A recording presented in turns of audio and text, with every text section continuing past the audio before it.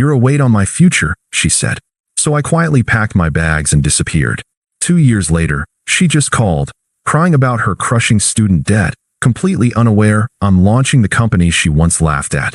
Hey viewers, before we move on to the video, please make sure to subscribe to the channel and hit the like button if you want to see more stories like this. Thanks.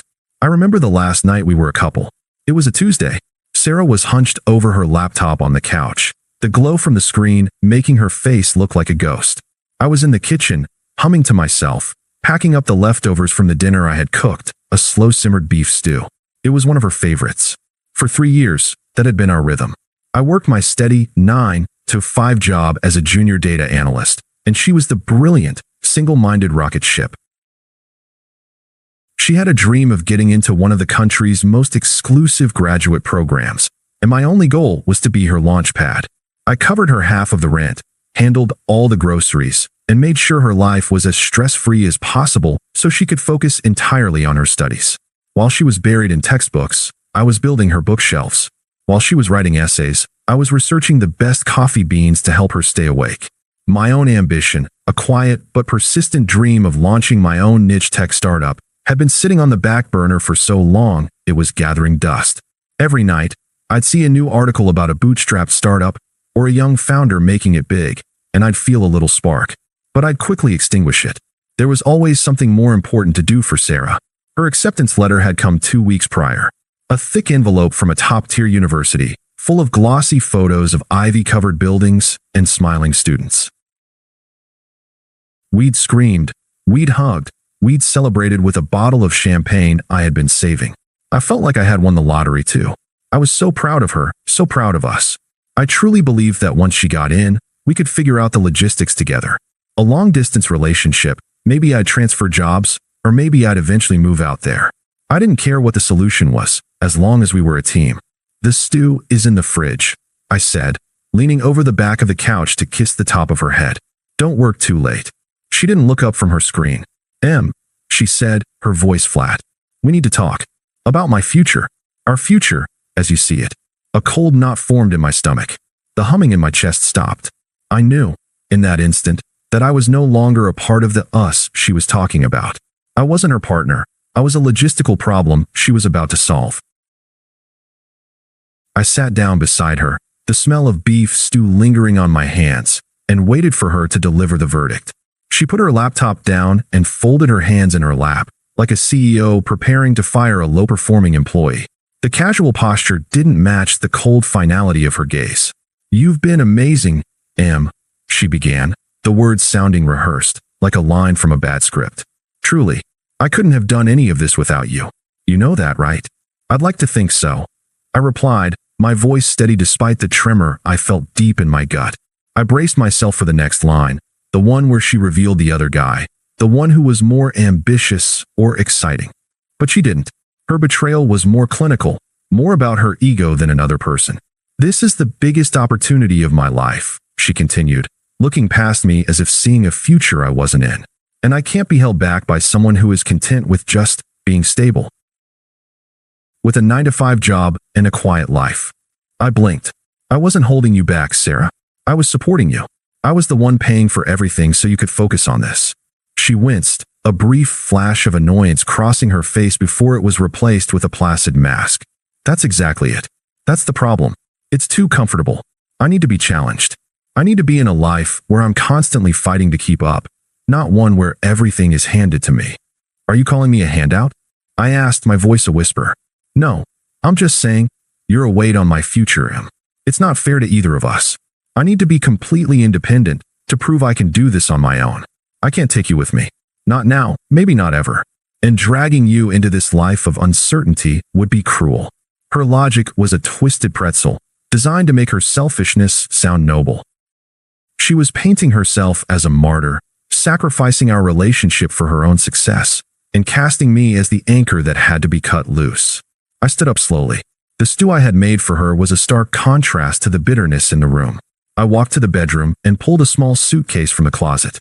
She watched me, her expression unreadable. "So what you're saying is this is it?" I asked, my voice flat.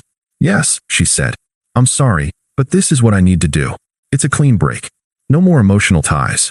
I need to be free. I nodded once, a single, definitive gesture. I didn't cry. I didn't beg. I just packed a duffel bag with a few essentials and walked out of the apartment we had built a life in. I left the leftovers on the counter and the half-finished stew in the fridge. As I reached the door, I turned to her. "I hope you find what you're looking for, Sarah," I said. It was the last thing I ever said to her in that apartment. And as the door clicked shut behind me, the last of the silence was my own. The days that followed were a blur of numb autopilot. I found a tiny, one-bedroom apartment on the other side of the city. It was nothing like our old place. No sun-drenched living room or kitchen island. Just four walls, a few boxes of my belongings, and a silence that felt heavier than a physical weight. The first week, I just existed. I went to my data analyst job, did my work without really seeing it, and came home to the echoing emptiness. My friends reached out, but I gave them clipped, vague answers. I was too ashamed to admit what had happened. Sarah didn't cheat on me in a conventional way, but the betrayal felt deeper. She had looked at me and decided I was an obstacle, a stepping stone she no longer needed. It was an insult to my character, to my entire existence in her life. One night, sitting on the floor with a cold pizza box as my table, I found myself staring at a notebook I had pulled from a box. It was full of sketches, diagrams, and notes from years ago. My old dream. The startup idea she had always quietly, or not so quietly, dismissed. She had called it a cute little hobby, a foolish fantasy for a man who needed to be grounded in reality. The irony was so bitter it made my stomach churn. She had needed me to be her reality so she could chase her fantasy, and now that her fantasy was a reality, she had no use for me. The pain was a fire in my chest, but for the first time, I decided to pour that fire into something constructive instead of letting it consume me. I grabbed a pen, and in the silence of my tiny apartment, I started to build. It began with just a few lines of code after work, a simple prototype on my old laptop. Soon, it became 2 hours, then 3, then late into the night. My apartment became my sanctuary, my workspace.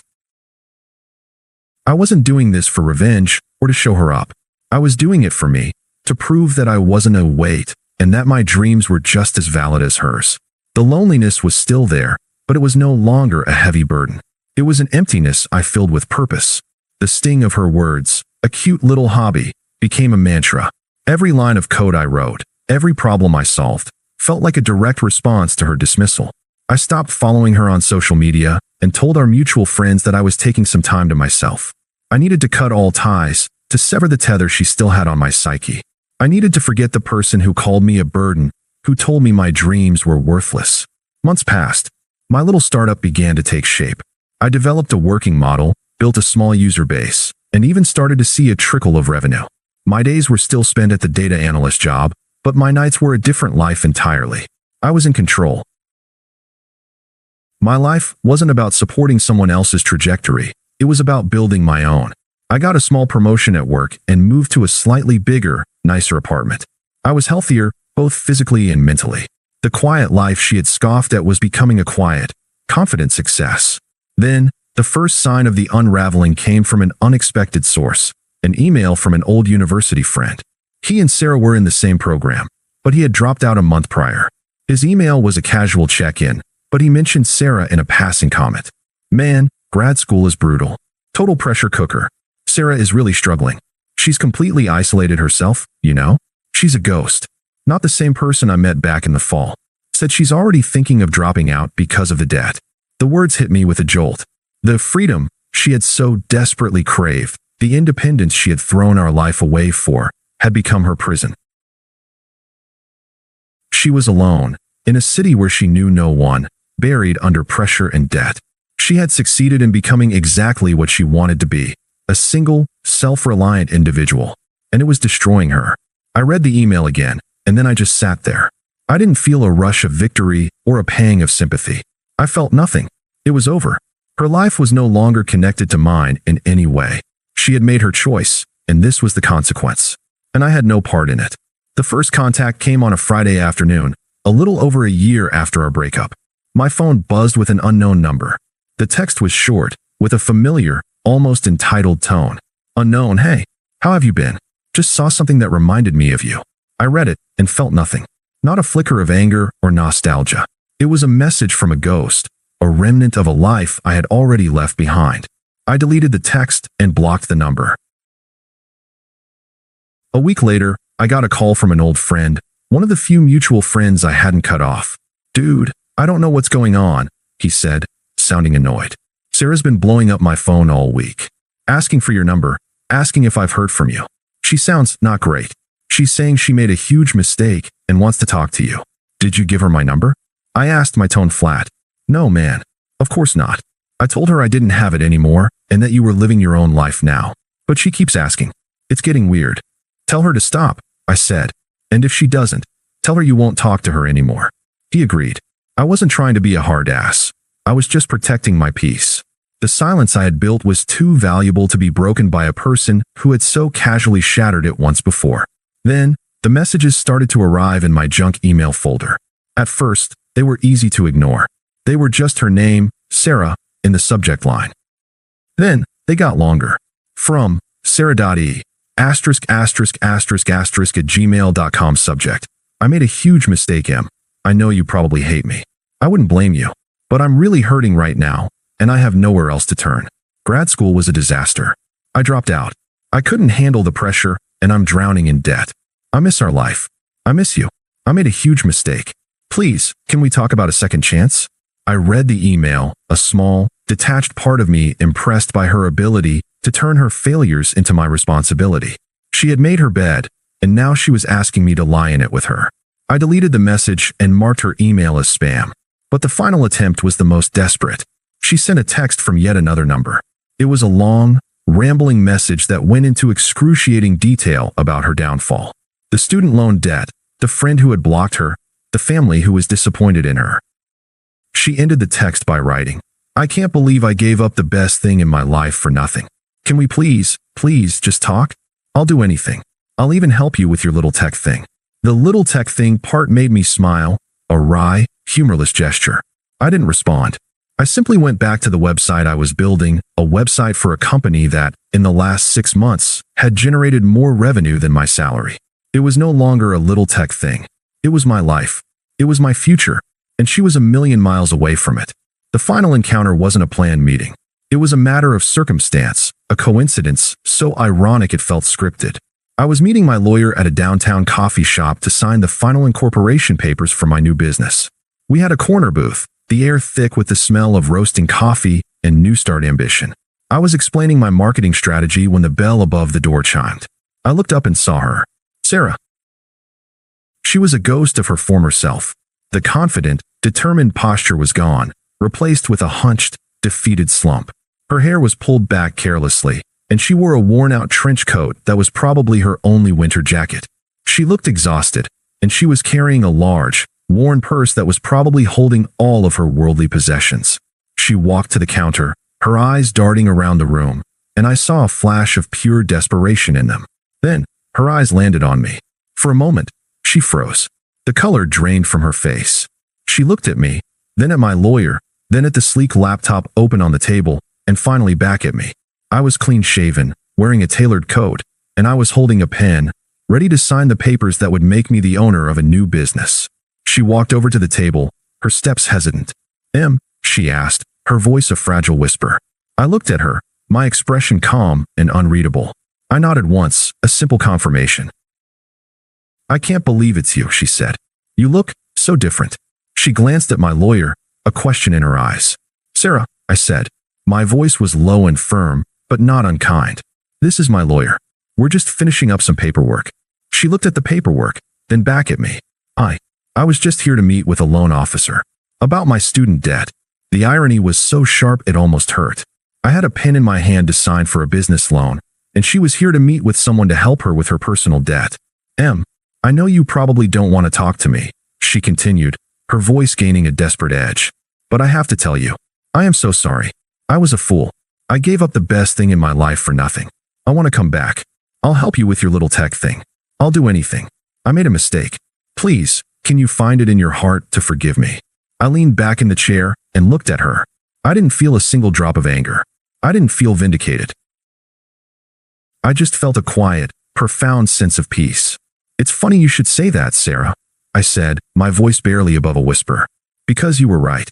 You said I was a weight on your future, What you didn't understand is that you were a weight on mine. Her face crumpled. She started to say something, but I cut her off. Letting you go was the best thing I ever did. It forced me to be who I'm meant to be. It forced me to take my little tech thing seriously. And now, I'm building a life I couldn't have built with you, because you would have always seen it as something small, something beneath you. She began to sob. Please, Em. I've been so alone. Please. I looked at her, and the words were calm and final. Sarah, you needed to be free, and I was holding you back. It turns out you were right. I needed to be free too, and I am. So, I wish you well, but my focus is on my future. It doesn't include the past. I gave a final nod to my lawyer, picked up the pen, and signed my name on the dotted line. As I finished, I looked up. She was gone. The space where she had stood was empty, just as empty as the life she was now living. I returned my attention to my new company, a company that was free from her weight, and smiled. Thanks for watching. Make sure to subscribe to the channel and hit the like button. What do you think about this story? Share it in the comments.